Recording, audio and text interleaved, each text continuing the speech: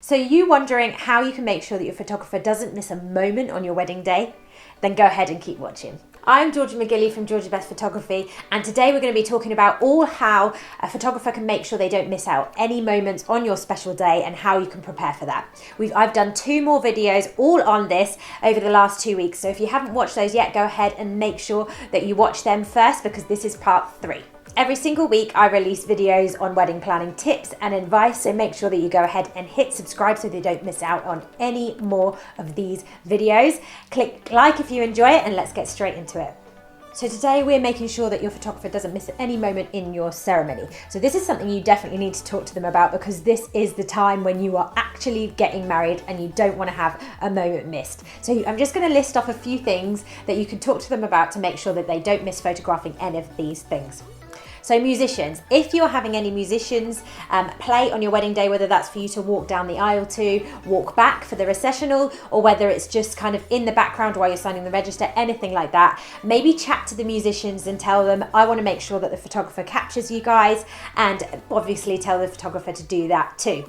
A few of the things that you want to capture maybe before the ceremony, or make sure they capture them during the ceremony while the essential moments aren't necessarily happening, are things like the officiant. So if you've got a celebrant or you've got a vicar or somebody close who's marrying the two of you, then you want to make sure that you've got photos of them, photos that are actually focused on them, not just the two of you.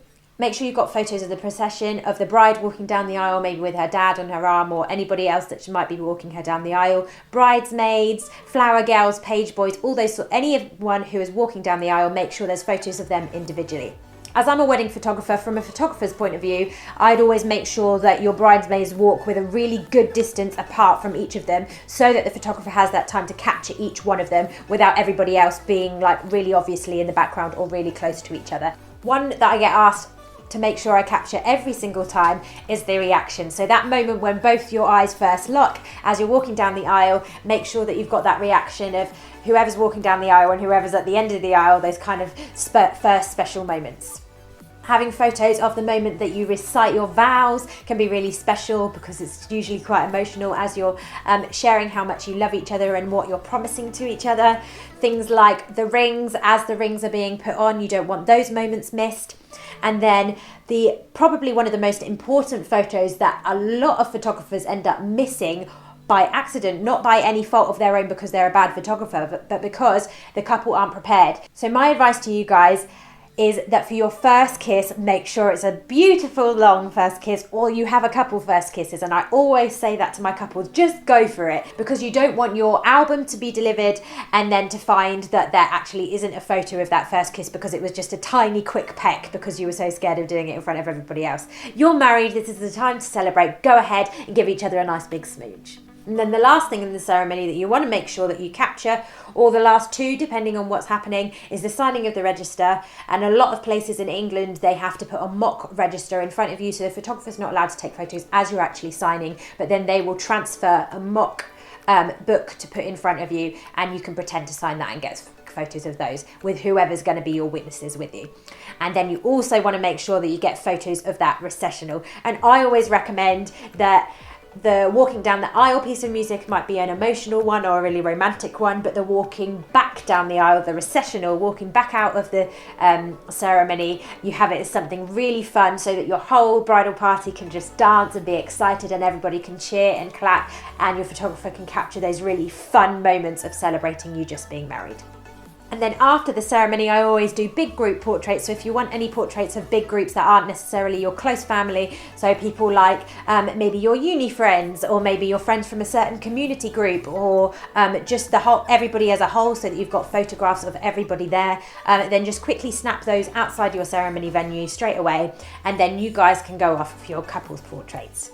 Depending on the photographer, completely depends on the style of this.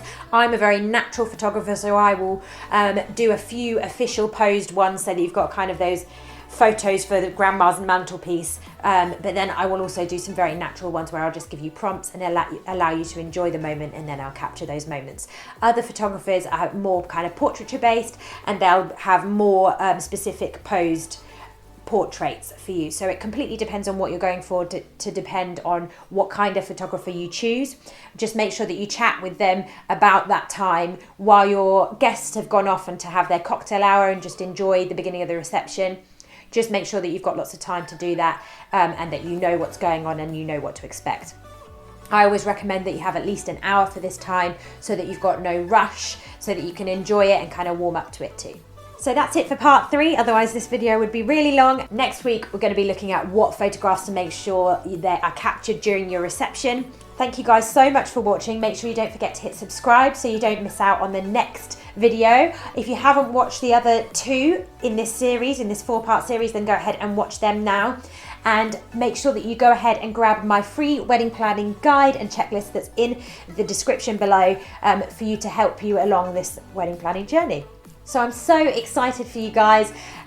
Congratulations on your engagement, and I hope you really have the best day. Go ahead and put in the comments below where you're getting married, what your names are, just so that we can get involved and chat. And if you're interested in having me as your photographer, then go ahead and check my social links and my website in the description below. Go and follow me, send me a message. I'd love to get to know you. But for now, I'll see you next week. Enjoy yourselves. I'm always cheering you on.